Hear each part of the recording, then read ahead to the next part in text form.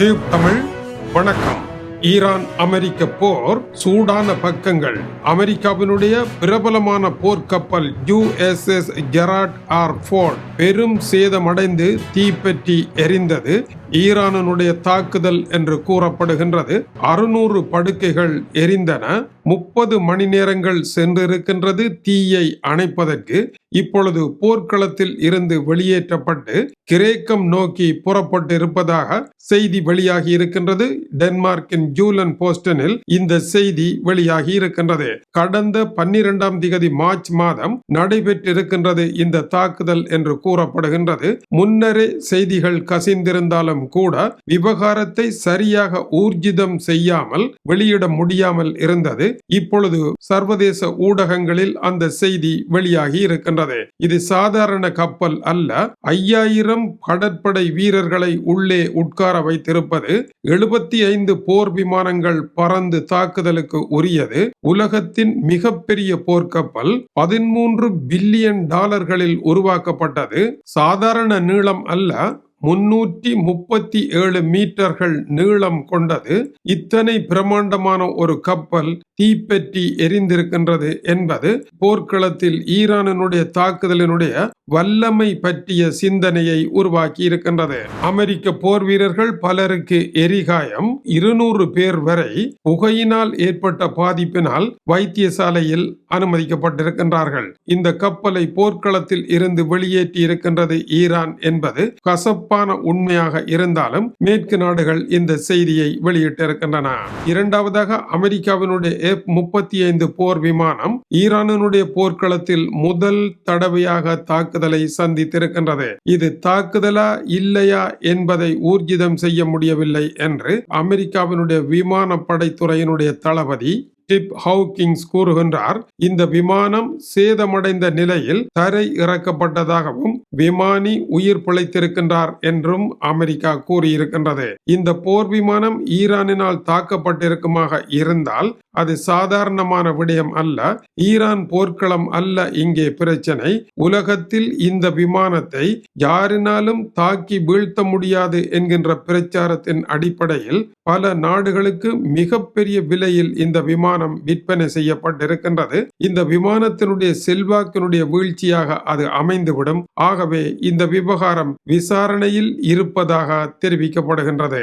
இருப்பினும் F-35 போர் விமானம் ஒன்றின் மீது விழுந்திருக்கும் அடியும் உலகத்தின் மிகப்பெரிய போர்க்கப்பல் வாங்கி இருக்கின்ற அடியும் இந்த போர்க்களத்தில் ஈரானினுடைய வான்பரப்பு தமது கட்டுப்பாட்டில் வந்துவிட்டது என்று கூறிய இஸ்ரேலிய பிரதமருடைய கருத்திற்கும் சற்று முன்னர் வெளியாகி இருக்கின்ற அமெரிக்காவினுடைய படைத்துறை அமைச்சர் பேட் ஹெக்ஸெட்டினுடைய பத்திரிகையாளர் மாநாட்டிற்கும் முற்றிலும் முரணானதாக இருக்கின்றது. சற்று முன்னர் இடம்பெற்ற பத்திரிகையாளர் மாநாட்டில் பேட் ஹெக்ஸெட் என்ன கூறியிருக்கின்றார்? அமெரிக்காவினுடைய போர்க்கள அமைச்சர் பேட் ஹெக்ஸெட் ஊடகவியலாளருக்கு சற்று முன்னர் வழங்கிய பேட்டியில் அமெரிக்கா போரில் வெற்றி பெற்றுக் கொண்டிருக்கின்றது என்று கூறியிருக்கின்றார். சில ஊடகங்கள் இதை தவறாக சித்தரித்து அமெரிக்காவினுடைய வெற்றிகளை குறைவாக தெரிவித்து அமெரிக்கா எதை செய்தாலும் அதன் மீது சந்தேகப்படுகின்ற அளவிற்கு செய்திகளை வெளியிட்டு வருகின்றார்கள் என்று அவர்கள் மீது காட்டமான பாய்ச்சலை முதலாவதாக நடத்தி இருக்கின்றார். தமது முன்னேற்றங்களை குறைவாக மதிப்பிடுகின்றார்கள் என்பது அவருடைய ஆதங்கமாக இருக்கின்றது. எங்களுக்கு ஒரு திட்டம் இருக்கின்றது, அந்த திட்டம் யாருக்கும் தெரியாது, ஆனால் அந்த திட்டத்தின் அடிப்படையில் நாங்கள் வெற்றி பெற்றுக் கொண்டிருக்கின்றோம் என்று அவர் முழங்கி இருக்கின்றார். அதை மற்றவர்கள் புரிந்து கொள்ள வேண்டும் என்றும் எச்சரித்திருக்கின்றார். இது மட்டுமா? இதுவரை இல்லாத அளவிற்கான பாரிய தாக்குதலையும் தாங்கள் நடத்த தயாராகிவிட்டதாக தெரிவித்திருக்கின்றார். அதேவேளை ஈரான் தாக்குதலினால் இறந்து போன 6 அமெரிக்க படை வீரர்களுடைய உடலங்களை தாங்கள் பொறுப்பேற்றதாகவும் அந்த உடலங்களுக்கு உரிய குடும்பத்தினர்கள் உடனடியாக போரை மேலும் வேகமாக நடத்தி இலக்கை முடிக்க வேண்டும் என்றும் கேட்டிருக்கின்றார்கள். அந்த இலக்கை நாங்கள் முடிப்போம் என்றும் அந்த பேட்டியில் கூறிய அவர், அதை முடிக்கப் போவது தான் அல்ல, அந்த போரின் முடிவை தீர்மானிப்பது அமெரிக்காவினுடைய அதிபர் டொனால்ட் ட்ரம்பே என்று கூறியிருக்கின்றார். அமெரிக்காவினுடைய அமெரிக்காவினுடைய படைகள் மேலதிகமாக ஈரான் அனுப்பப்படுவதற்கான பணிகள் நடைபெற்றுக் கொண்டிருப்பதாக சற்று முன்னர் இன்னொரு செய்தியும் குறிப்பிட்டிருக்கின்றது.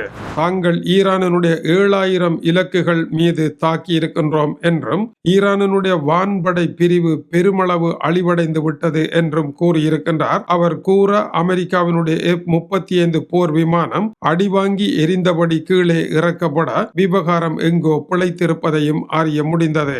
அதேவேளை ஈரானினுடைய 120 கடற்படை கப்பல்கள் மூழ்கடிக்கப்பட்டன, 11 நீர்மூழ்கி கப்பல்கள் மூழ்கடிக்கப்பட்டன என்று அவர் கூறிய பொழுது அமெரிக்காவினுடைய பெரிய கப்பலும் உலகின் பெரிய போர்க்கப்பலும் ஆகிய USS ஜெரால்ட் ஃபோர்ட் அடிவாங்கி களத்தில் இருந்து விலகி இருக்கின்ற செய்தியும் வெளியாகி இருக்கின்றது. இந்த இரண்டு செய்திகளுக்கு இடையில் அமைச்சரனுடைய இந்த ஆவேசமான பேட்டி வெளியாகி இருக்கின்றது. அமெரிக்காவினுடைய ஐரோப்பிய நண்பர்கள் நன்றி உள்ளவர்கள் அல்ல என்றும் அமெரிக்க அதிபர் ஒரு மோசமான பயங்கரவாத நாடு ஏவுகணைகளை வைத்து உலகத்தை மிரட்டி அணுகுண்டை உருவாக்க முயற்சிக்கின்ற அந்த நாட்டிற்கு எதிராக டொனால்ட் ட்ரம்ப் போர் புரிந்து கொண்டிருக்கின்றார். அதை பார்த்து நேட்டோ நாடுகள் அவருக்கு நன்றி கூற வேண்டும் என்றும் அவர் குறிப்பிட்டார்.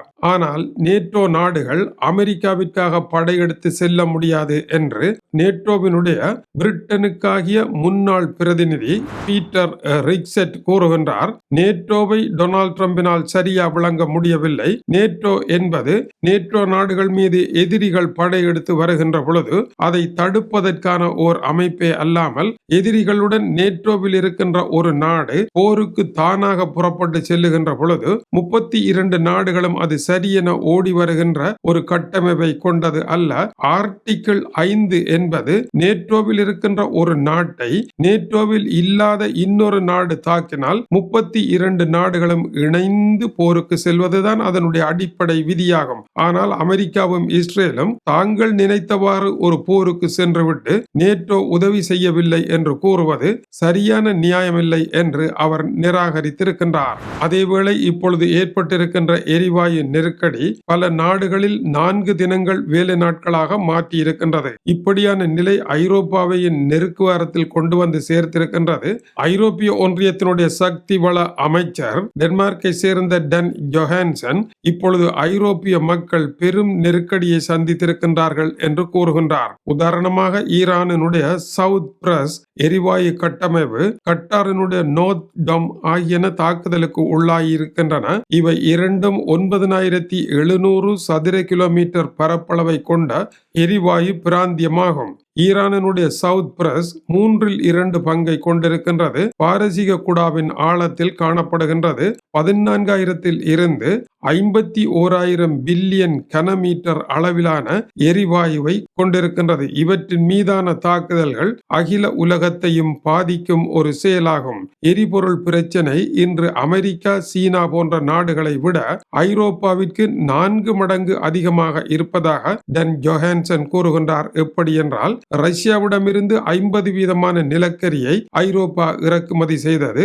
ரஷ்யாவின் மீதான தடை காரணமாக அதை நிறுத்த வேண்டி ஏற்பட்டது. எஞ்சி இருந்தது மத்திய கிழக்கு பகுதிதான். இப்பொழுது அங்கும் ஒரு போரை நடத்தி அங்கிருந்தும் இறக்குமதிகள் வர முடியாத நிலையை உருவாக்கி இருப்பதானது ஐரோப்பாவிற்கு தான் பாரிய பிரச்சனையை உருவாக்கி இருக்கின்றது. மற்ற நாடுகளிடம் எரிபொருள் வளம் இருக்கின்றது. ஐரோப்பாவில் இருக்கின்ற 47 மில்லியன் மக்களும் அவர்களுடைய வீடுகளும் பெரும் பாதிப்பை சந்தித்திருக்கின்றது. குளிர்காலத்தில் வெப்பமாக்குவதற்குரிய எரிசக்தி இல்லாமல் அவர்கள் திணறிக் கொண்டிருக்கின்றார்கள். ஆயிலை நமக்கு வழங்க ஆட்கள் இல்லாவிட்டால் நாங்கள் ஏழைகள்தான் என்று ஹங்கேரி நாட்டினுடைய பிரதமர் விக்டர் ஓர்பான் சொன்னதையும் அவர் நினைவூட்டினார். ரஷ்யாவையும் தடுத்து மத்திய கிழக்கையும் தடுத்து ஐரோப்பாவை இப்படியான ஒரு ஏழ்மை நிலைக்குள் தள்ளும் முயற்சியாக இது இருக்கின்றது என்பது அவருடைய கருத்தாகும். இந்த நிலையில் கோர்முஸ் நீரிணை பகுதியை மீட்பதற்காக அமெரிக்கா தன்னுடைய செலட் B-2 விமானத்தின் மூலம் 2300 கிலோ எடை கொண்ட பங்கர் பூஸ்டர் குண்டுகளை வீசியிருக்கின்றது. இந்த பகுதியின் நிலத்தடியில் ஈரானுடைய ஏவுகணை கட்டமைப்புகள் கடற்படை மீதான தாக்குதல் டொர்பிடோக்கள் மறைத்து வைக்கப்பட்டிருப்பதாக கருதி இப்பகுதி மீது தாக்குதல் நடத்தியதாக அமெரிக்கா தெரிவித்திருக்கின்றது. இந்த நிலையில் கோர்முஸ் நீரிணை வழியாக தடுக்கப்பட்டிருக்கின்ற எரிபொருட்களை எடுத்து செல்வதற்கான கடல் படை உதவியை வழங்குவதற்கு 6 நாடுகள் முன்வந்திருப்பதாக அமெரிக்கா தெரிவித்திருக்கின்றது. ஜப்பானும் களமிறங்குவதாக அறிவித்திருக்கின்றது. Britain, France, Germany, Italy, Japan, Holland ஆகிய 6 நாடுகளும் களம் இறங்குவதாக அறிவிக்கப்பட்டிருக்கின்றது. இந்த நிலையில் இஸ்ரேல் தான் ஈரான் மீது 10,000 குண்டுகளை வீசியிருப்பதாக அறிவித்திருக்கின்றது. இது அமெரிக்காவிடமிருந்து இறக்குமதியான குண்டுகள். இதற்குரிய பட்ஜெட் என்ன என்பது கேள்வி. 200 பில்லியன் அமெரிக்கன் டாலர்களை உடனடியாக விடுவிப்பு செய்யுங்கள் என்று அமெரிக்காவினுடைய படைத்துறை அமைச்சகம் பென்டகன் வினயமான கோரிக்கையை முன்வைத்திருக்கின்றது. அமெரிக்காவினுடைய காங்கிரஸ் இதை ஏற்குமா தெரியவில்லை. அமெரிக்காவில் டெமோக்ராட் கட்சி இந்த போர் பற்றி கடும் ஆத்திரத்தில் இருப்பதனால் பணத்திற்கான அனுமதி கிடைப்பது கடினம். 19 நாட்கள் போர் நடத்தி உள்ள பணமெல்லாம் முடிந்தது. 200 பில்லியன் டாலர் என்பது சாதாரண தொகை அல்ல. எகிப்தினுடைய முன்னாள் அதிபராக இருந்து காலம் சென்ற ஹொஸ்னி முபாரக் 200 பில்லியன் அமெரிக்க டாலர்களை அமெரிக்க வங்கியில் வைத்திருந்து உறைய வைக்கப்பட்டதன் பின்னதாக பணத்தை இழந்தார் என்பது குறிப்பிடத்தக்கது. அதுபோன்ற ஒரு பெரிய தொகையை இப்பொழுது ஒதுக்க வேண்டியதாக இருக்கின்றது. இருப்பினும் இவ்வளவு பெருந்தொகையான பணத்திற்கு ஈடு கொடுத்து ஈரான் தன்னுடைய போரை நடத்துகின்றது. அரபு எமிரேட்ஸ் மீது ஈரான் கடந்த 24 மணி நேரங்களில் 13 பாலிஸ்டிக் ஏவுகணைகள், 27 ஆளில்லா விமானங்கள் கொண்டு தாக்கியிருக்கின்றது. இதுவரை மொத்த தாக்குதல் 327 பாலிஸ்டிக் ஏவுகணைகள், 15 குருட்சர் ஏவுகணைகள், 1699 ஆளில்லா விமானங்கள் கொண்டு அரபு எமிரேட்ஸின் பொருளாதாரத்தின் மீது ஈரானுடைய தாக்குதல் நடைபெற்றிருக்கின்றது. ஒமானினுடைய வெளியுறவுத்துறை அமைச்சர் படர் அல் சைடி கடுமையான தாக்குதல் அமெரிக்காவின் மீது. அணுகுண்டு தொடர்பாக அமெரிக்கா பேசி முடிக்காமல் இப்படி ஒரு சட்ட முரணான போரை நடத்துவது இன்று எல்லோருக்கும் பிரச்சனையாக மாறி இருக்கின்றது. அமெரிக்காவை இதற்கு பொறுப்பென்று கடும் குற்றம் சுமத்தி இருக்கின்றார். மேலும் கட்டார் மீது ஈரான் நடத்திய தாக்குதலில் 17 வீதமான எரிவாயு கட்டமைப்பு சேதமடைந்திருக்கின்றது. இதை திருத்துவதற்கு 5 வருடங்கள் செல்லும் என்று கட்டாரினுடைய சக்தி வள அமைச்சர் சாட் அல் காபை தெரிவிக்கின்றார்.